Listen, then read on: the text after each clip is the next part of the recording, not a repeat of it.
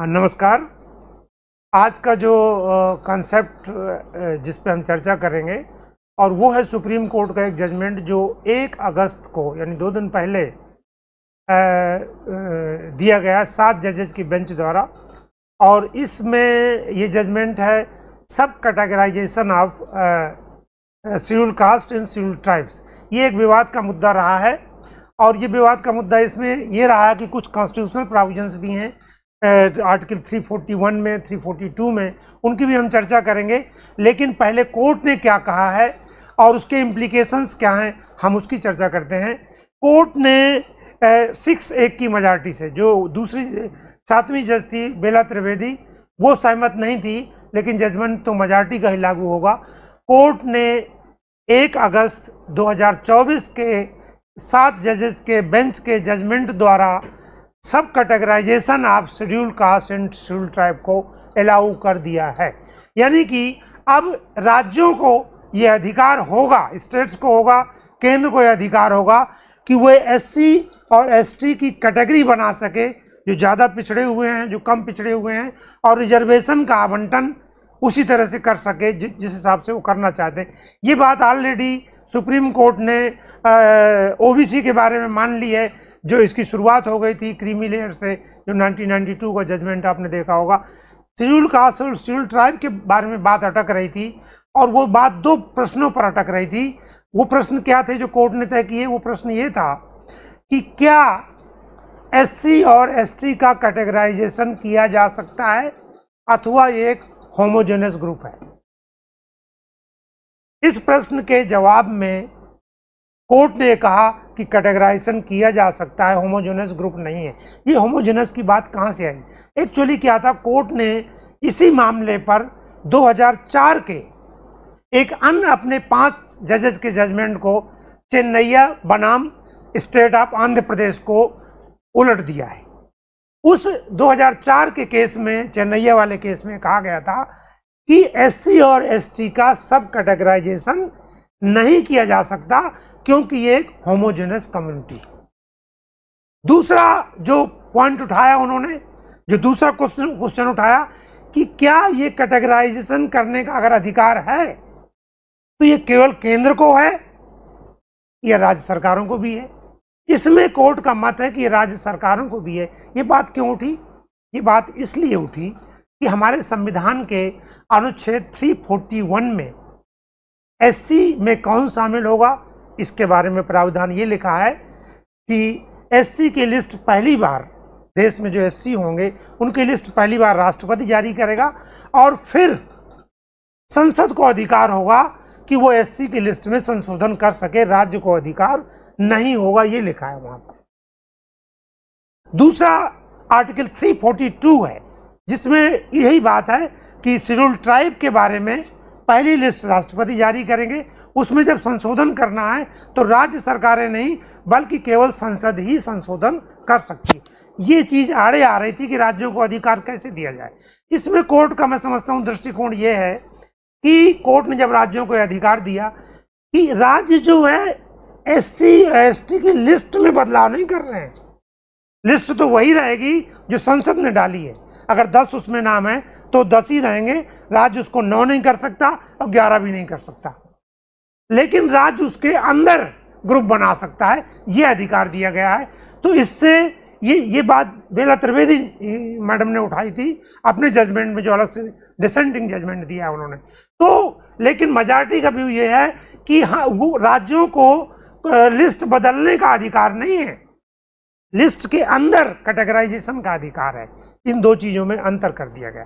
अब ये सवाल उठता है जो लास्ट में कि कोर्ट ने सब कैटेगराइजेशन का जो राइट दिया है, जो इसको स्वीकार किया है, उसको आधार क्या बनाया, उसकी लिमिटेशन क्या है।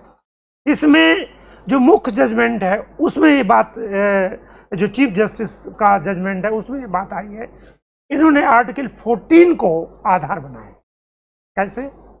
आर्टिकल 14 में 2 चीज़ें हैं, equality before law and equal protection of law. Equality before law एक तरह से कि सभी लोग समान होंगे, ये एक प्रोसीजरल इक्वलिटी की, किसी को विशेषाधिकार नहीं होगा, सभी को समान अवसर मिलेंगे।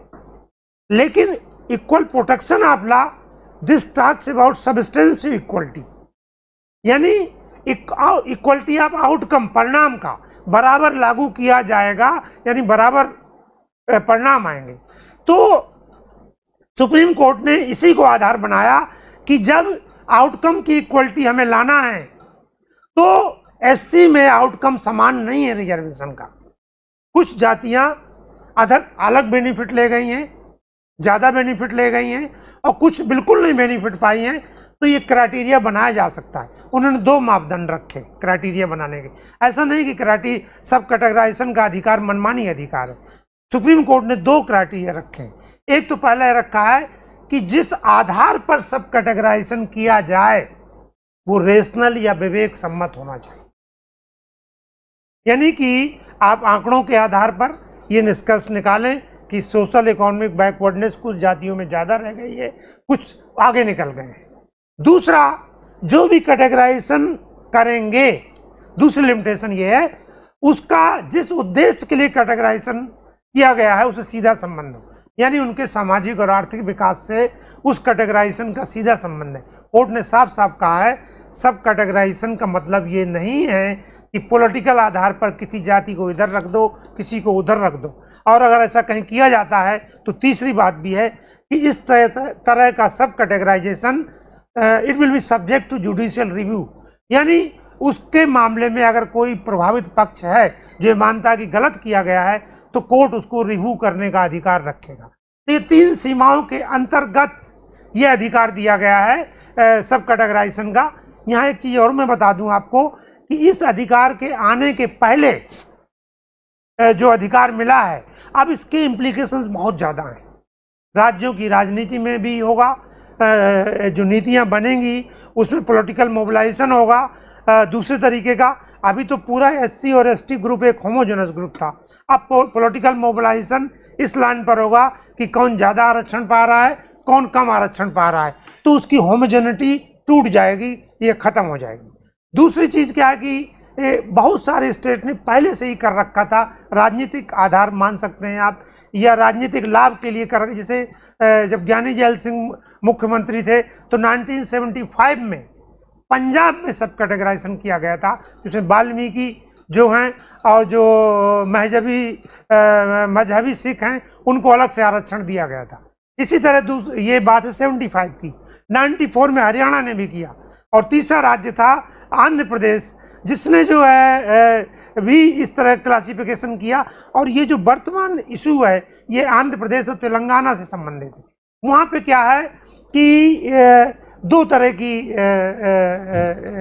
एससी जो डोमिनेंट कास्ट है, एक है मडीगा की संख्या शेड्यूल कास्ट में 49%, दूसरा है माला की है 41%, लेकिन सर्विसेज में आईएएस, आईपीएस, पीसीएस जो भी वहाँ की सर्विसेज हैं 85% माला का है, और उनका 10 to 12% है जो मेजॉरिटी में है। तो उन्होंने, जब मोदी जी पिछली बार गए थे तेलंगाना का, ये बात तेलंगाना में भी लागू है क्योंकि वो वहीं से निकल के आया, तो तेलंगाना में मोदी जी ने कहा था कि हम सब कैटेगराइजेशन की बात करेंगे, और ये कोर्ट से फैसला आ गया। सो 3 स्टेट ने इस फैसले के पहले किया था, लेकिन चेन्नई जजमेंट के कारण उसको लागू नहीं कर पा रहे थे। बिहार ने भी किया था, महादलित की धारणा को लागू किया था, लेकिन उन्होंने आरक्षण नहीं दिया, अन्य सुविधाएं उनको दी। अब क्या हुआ, इस जजमेंट के बाद ये जिसे ओबीसी में कैटेगराइजेशन किया गया है क्रीमी लेयर के आधार पर, वैसे राज्य कोई ना कोई एक लॉजिकल आधार बना के इस तरह का कैटेगराइजेशन कर सकते हैं, और आरक्षण की नीति में एक बहुत बड़ा बदलाव होगा ये, जो आगे समय में हमें देखने को मिलेगा। इसके राजनीतिक कॉन्सिक्वेंसेस भी होंगे। Thank you.